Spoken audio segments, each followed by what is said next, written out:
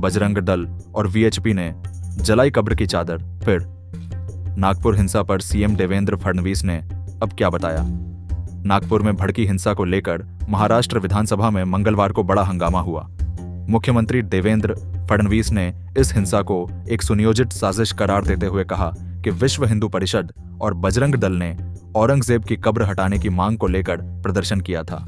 इस दौरान उन लोगों ने प्रतीकात्मक तौर पर कब्र की चादर जलाई। इसके बाद यह अफवाह फैलाई गई कि उस पर धार्मिक चिन्ह था, जिससे माहौल गर्म हो गया और हिंसा भड़क उठी। मुख्यमंत्री ने बताया कि करीब 80 से 100 लोगों की भीड़ हिंसा में शामिल थी, जिन्होंने पथराव किया और पुलिस अधिकारियों पर हमले किए। इस दौरान एक पुलिस अधिकारी पर कुल्हाड़ी से हमला हुआ। वहीं 3 डीसीपी स्तर के अधिकारियों पर भी हमला किया गया। हिंसा में कुछ घरों को भी निशाना बनाया गया और एक डीसीपी पर कुल्हाड़ी से वार किया गया। मुख्यमंत्री ने कहा कि यह हिंसा एक अफवाह के चलते फैली, जिसमें कहा गया कि जो चादर प्रतीकात्मक कब्र पर रखी थी उसमें धार्मिक चिन्ह था। इस अफवाह ने विवाद को और बढ़ा दिया।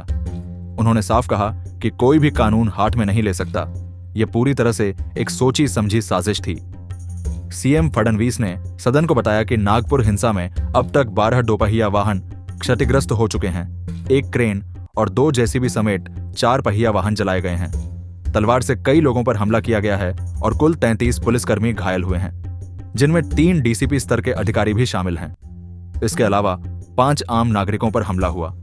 1 पुलिसकर्मी पर कुल्हाड़ी से हमला किया गया और अब तक 5 मामले दर्ज किए गए हैं। स्थिति को देखते हुए 11 पुलिस थाना क्षेत्रों में धारा 144 लागू कर दी गई है और एसआरपीएफ की 5 टुकड़ियां तैनात की गई हैं। वहीं महाराष्ट्र के डिप्टी सीएम एकनाथ शिंदे ने भी इस हिंसा को लेकर कांग्रेस पर निशाना साधते हुए कहा, औरंगजेब कौन है? वह एक कलंक है। नागपुर में स्थिति अब नियंत्रण में आ चुकी है, लेकिन कल अस्पताल में तोड़फोड़ की गई। यह कौन सा आंदोलन करने का तरीका है? शिंदे ने यह भी सवाल उठाया कि हमलावरों के पास पेट्रोल बम कहां से आए।